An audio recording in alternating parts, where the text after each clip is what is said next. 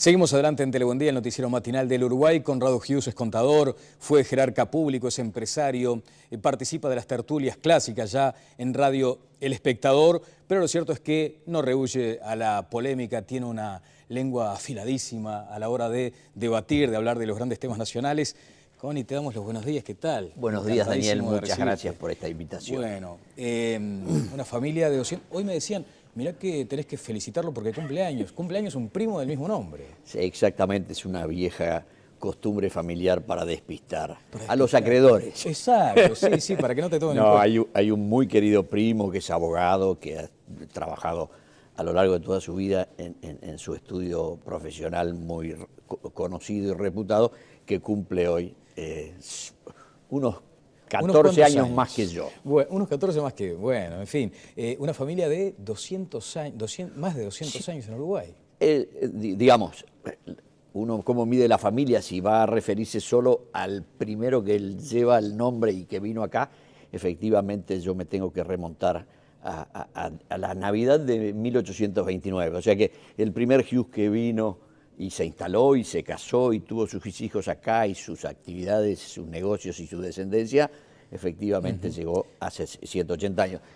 Por mi madre y por otras ramas de mi padre tengo familias mucho más viejas, de la Patria Vieja, en el interior, en Maldonado, en 1760. Tengo tatarabuelos que vinieron de Granada, de Galicia. ¿Una familia ideológica o hay algún díscolo ahí? No, ninguna familia ideológica, una familia que ha cultivado siempre la educación para la libertad.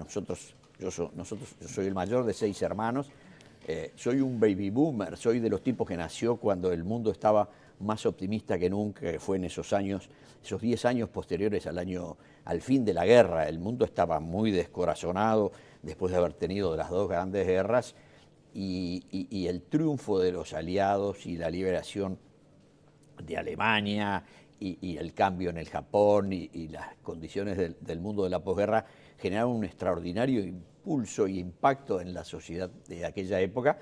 Y en caso del mundo occidental, en general se habla de los baby boomers, claro, porque es el número más grande de gente, de nacimientos que hubo en el mundo en ese momento. Y yo soy integrante de esa generación, porque soy de 47, y la verdad es que el optimismo también cundía aquí en el Uruguay. Mis padres eran un matrimonio de jóvenes, mi padre profesional y mi madre ama de casa, y en 7 años tuvieron 6 hijos, así que efectivamente uno confirma que había mucho optimismo. Abanderados con la libertad, decíamos, pero también con cierta picardía hablábamos de si había alguien díscolo, porque Alfredo García, un amigo en común, es un provocador. Ayer decía, es de los únicos hombres que me va a enojar con sus comentarios porque es de derecha este hombre, además. Bueno, eso, digamos, a mí me ha parecido, yo hace muchos años que me retiré de la política y por lo tanto, cuando hablo y opino, lo hago estrictamente a nombre personal, no comprometo a nadie, por supuesto, ni de mi familia, ni de mis amigos políticos que los tengo, ni nada, sino simplemente que me parece que el debate nacional necesita moverse un poco. Hoy tenemos herramientas extraordinarias, tú estás con tu iPod sobre la rodilla, yo tengo el mío, en el momento nos enteramos de todas las cosas, pero en el Uruguay no nos hemos acostumbrado. Yo creo que ahí hay una gran culpa de nuestro sistema educativo, en el sentido de que no forma parte de la currícula, no forma parte de las cosas que uno aprende cuando pasa por todo el ciclo educativo, aún yendo a la universidad. No hay espíritu crítico. Yo lo digo con respecto a mi generación. También lo veo en algunos casos, hoy todavía sobreviviendo, esa falta de espíritu crítico.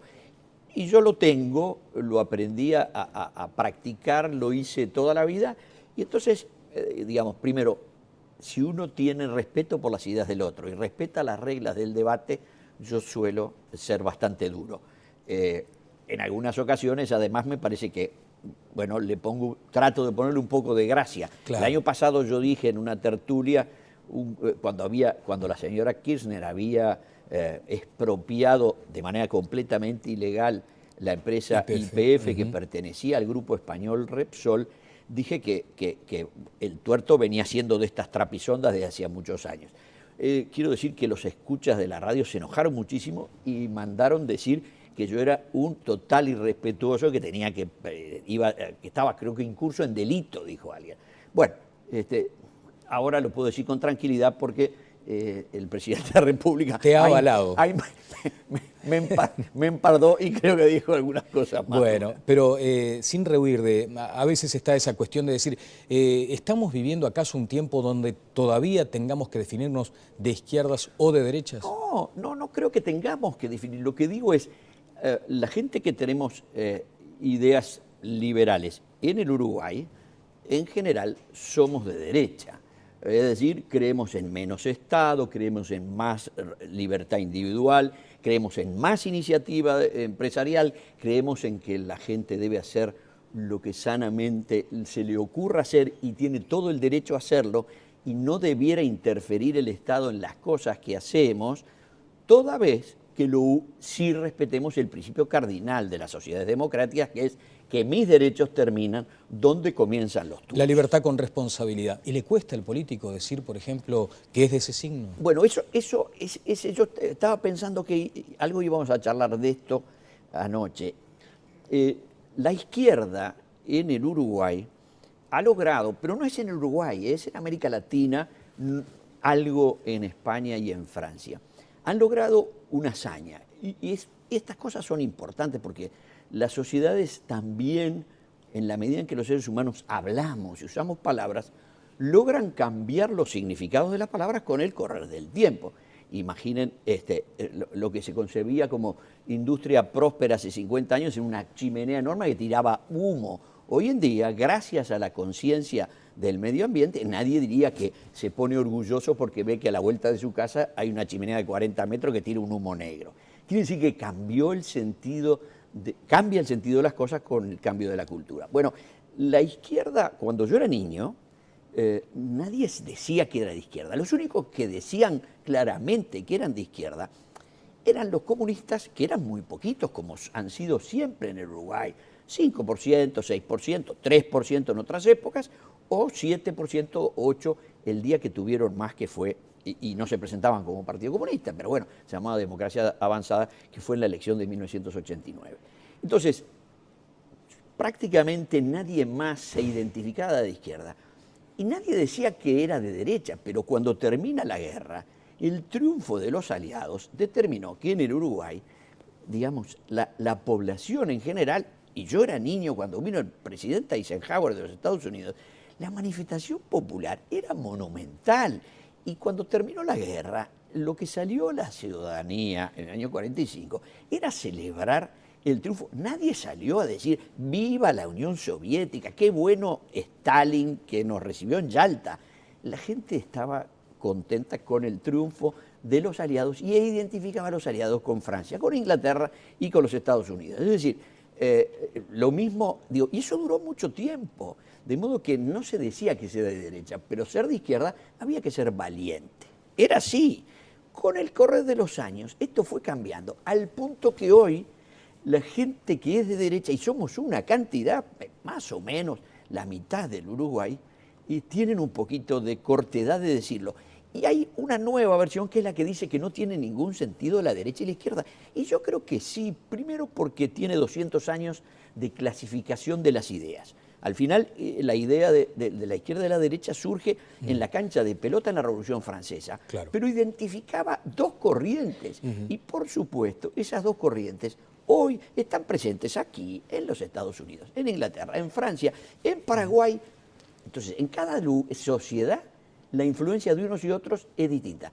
Los primeros que yo vi hablar de las derechas o de la derecha con un planteo muy franco fueron los españoles, me gustó, y hace mucho tiempo que aclaro que yo soy de derecha. Bueno, ahora también queda clara la percepción que uno tiene respecto a que la ciudadanía en su mayoría pretende el centro o pretende ese arco de puente, ¿no? Es que los extremos, por ejemplo, nadie puede atribuirme a mí ninguna postura de extrema derecha. Claro. Yo no cumplo con ninguna de las calificaciones de gente de extrema derecha que conozco y que seguramente muchas veces votó de cosas parecidas a las que voto yo. Yo no soy tan centrista, creo que sí el común de la gente tiene una tendencia a ser centrista y, está muy bien claro, que así sea. Connie, y en el escenario actual, ¿es necesaria una oposición con un hombre marcadamente de derecha o alguien que vaya conciliando posturas, acercándose hacia el centro? A ver, yo creo que una cosa es estar juntos y otra estar entreverados. A mí no me parecía una postura racional que todo el espectro de los partidos tradicionales, que ahora ya inclusive algunos politólogos llaman fundacionales, porque son los dos partidos políticos más grandes, más antiguos de Latinoamérica, por una ventaja enorme, ¿no? Enorme. El Partido Radical Argentino es una creación de comienzo del siglo XX. Los partidos tradicionales, que son fundacionales, son de la década del 30, pero del siglo XIX. Empezaron a desdibujarse tratando de apiñarse en el centro y si era posible pasarse de algún sector de la izquierda más moderado para desafiarlos. Me parece que eso no era una cosa buena. Creo que la ciudadanía dio algunas señales claras y hoy por hoy, digamos, el espectro político está mucho más abierto y según las distintas circunstancias también la gente perteneciente a los partidos fundacionales está planteando alternativas hasta electorales distintas, como lo que se ha planteado a raíz de las declaraciones de Larrañaga. Bueno, ¿unirse contra algo, por ejemplo, o unirse para un programa distinto? Ahí yo estoy en la posición, en general muchas veces me pasa, que tengo la posición de los que piensan de otra manera, o sea, al revés. Yo he escuchado estos días mucha gente decir, no es buena cosa unirse contra.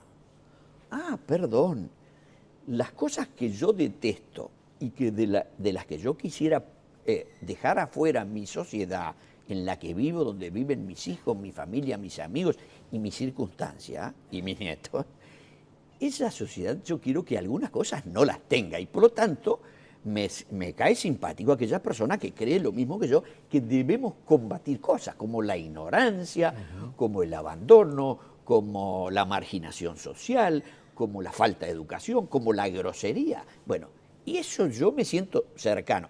En el caso de la política concreta en materia de gobiernos municipales, a mí me parece que es de una claridad meridiana.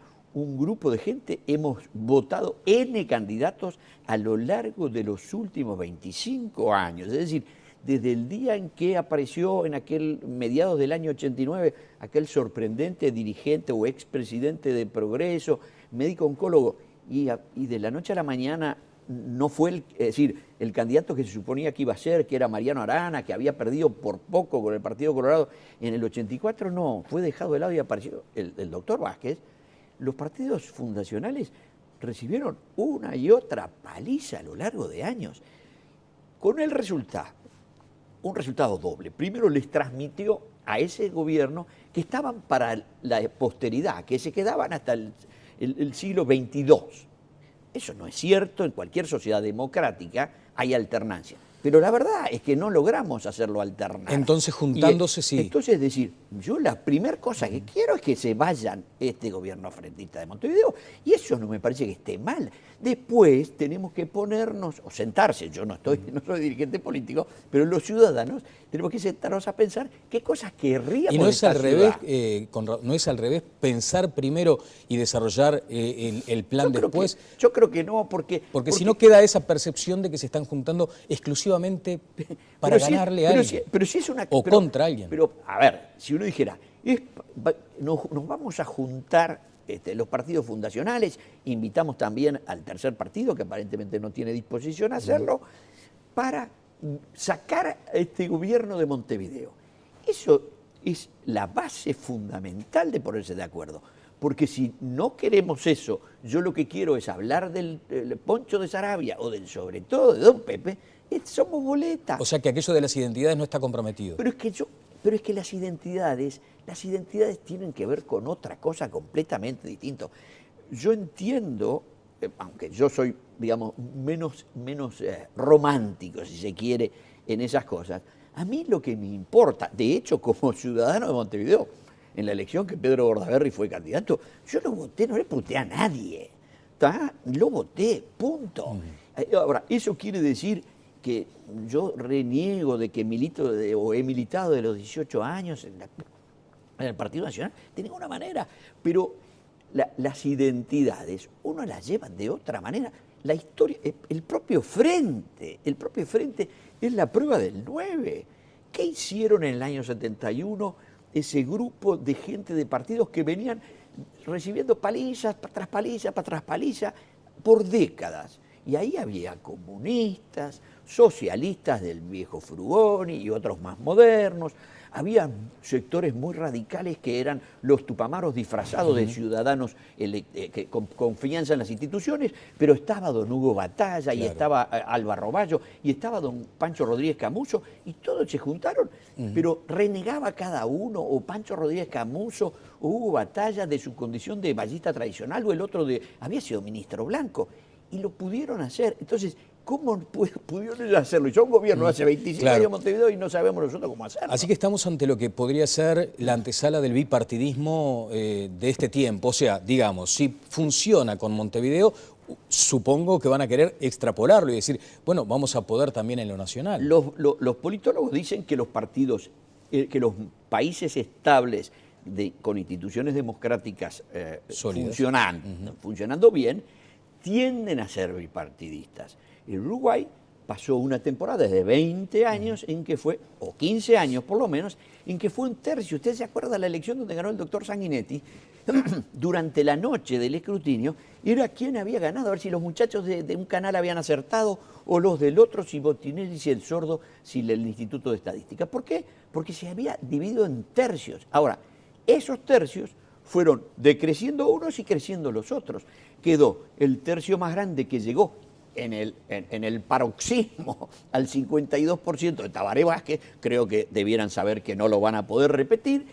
El Partido Colorado en la peor derrota, que fue el famoso 10%, y el Partido Nacional quedándose en el medio. Entonces, eso creo que lo que hoy existe, y lo han hablado todos los politólogos, es el partido de las dos mitades. Gente con tendencia de centro hacia la derecha y gente con tendencia de centro hacia la izquierda. Bueno, y nos disputaremos el poder como debe ser una sociedad civilizada. Caetano ha mencionado acá reiteradamente el país de las dos mitades, que necesita ese puente de conexión, en todo caso, que es lo vital. Eso es lo que nos parece razonable que no lo podamos tener. Ahora, ¿cómo viviendo en este barrio, o en esta casa en todo caso, nos da para seguir peleándonos muchas veces, ¿no? Porque uno advierte lo que es la situación en Venezuela, lo de Paraguay, lo de la República Argentina. Una muy cortita, ¿van rumbo de colisión Argentina?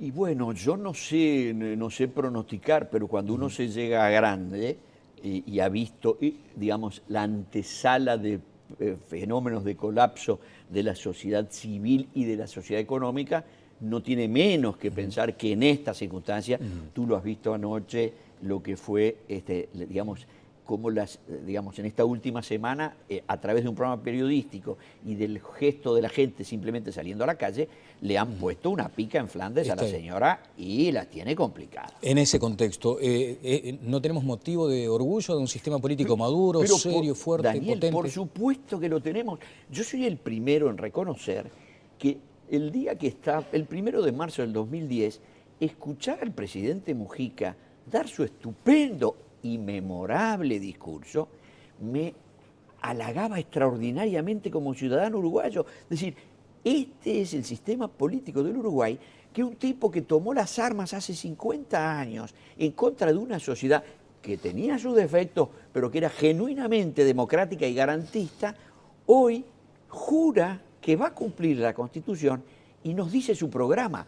La gran frustración, creo, no solo de la izquierda, de sus votantes, sino de quienes lo vimos con simpatía en sus declaraciones, es que no ha hecho nada.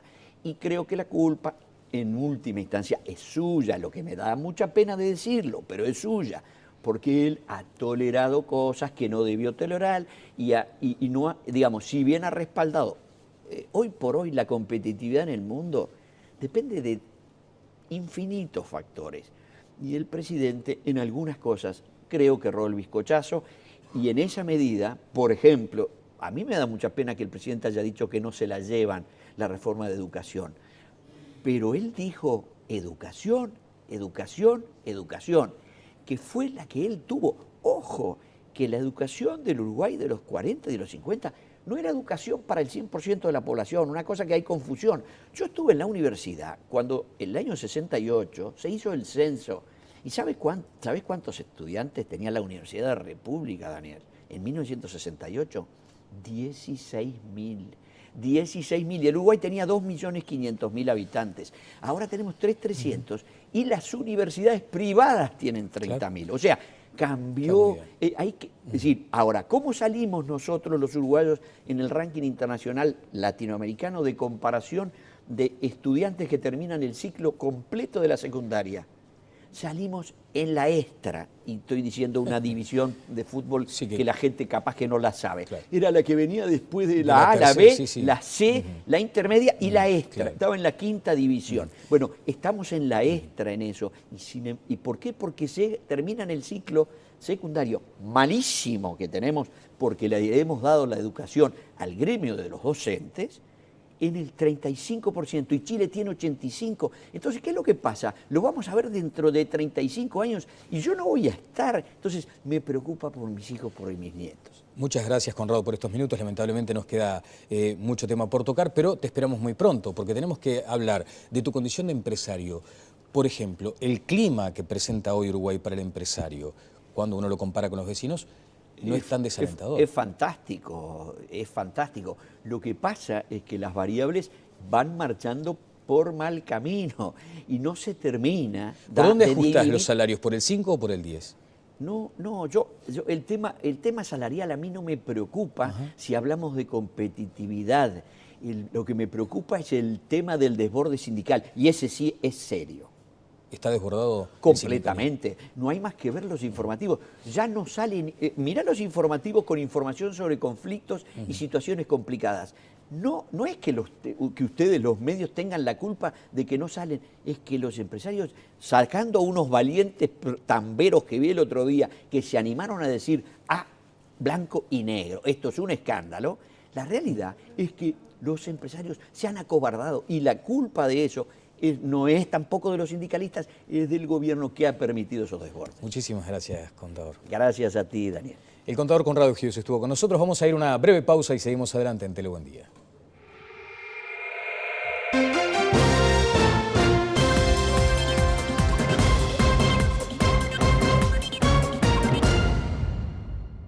Trabajado a lo largo de toda su vida en su estudio profesional muy conocido y reputado, que cumple hoy unos 14 años más que yo. Bueno, unos 14 más que, bueno, en fin.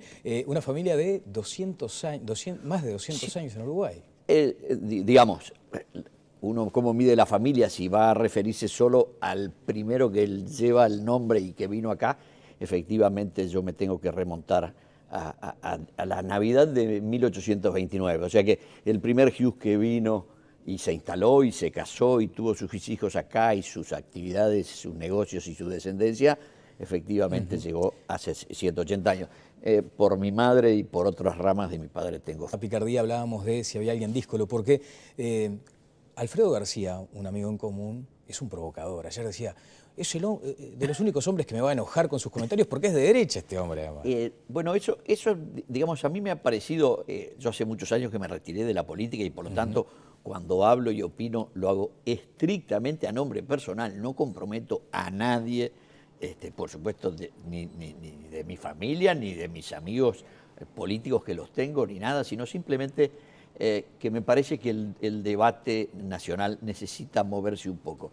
Hoy tenemos herramientas extraordinarias, tú estás con tu iPod sobre la rodilla, yo tengo el mío, en el momento nos enteramos de todas las cosas, pero en el Uruguay y el cambio en el Japón y las condiciones del mundo de la posguerra generaron un extraordinario impulso y impacto en la sociedad de aquella época, y en caso del mundo occidental en general se habla de los baby boomers, claro, porque es el número más grande de gente, de nacimientos que hubo en el mundo en ese momento, y yo soy integrante de esa generación, porque soy del 47, y Y la verdad es que el optimismo también cundía aquí en el Uruguay. Mis padres eran un matrimonio de jóvenes, mi padre profesional y mi madre ama de casa, y en 7 años tuvieron 6 hijos, así que efectivamente uno confirma que había mucho optimismo. Abanderados con la libertad, decíamos, pero también con cierta... Familias mucho más viejas, de la Patria Vieja, en el interior, en Maldonado, en 1760. Tengo tatarabuelos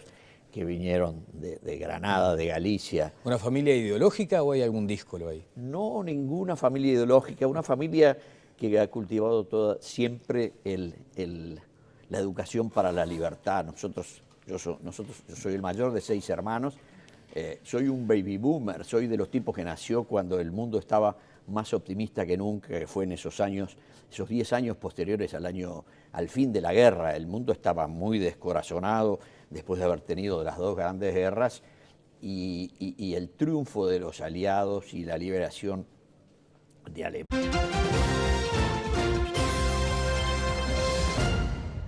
Seguimos adelante en Telebuen Día, el noticiero matinal del Uruguay. Conrado Hughes es contador, fue jerarca público, es empresario, participa de las tertulias clásicas ya en Radio El Espectador, pero lo cierto es que no rehúye a la polémica, tiene una lengua afiladísima a la hora de debatir, de hablar de los grandes temas nacionales.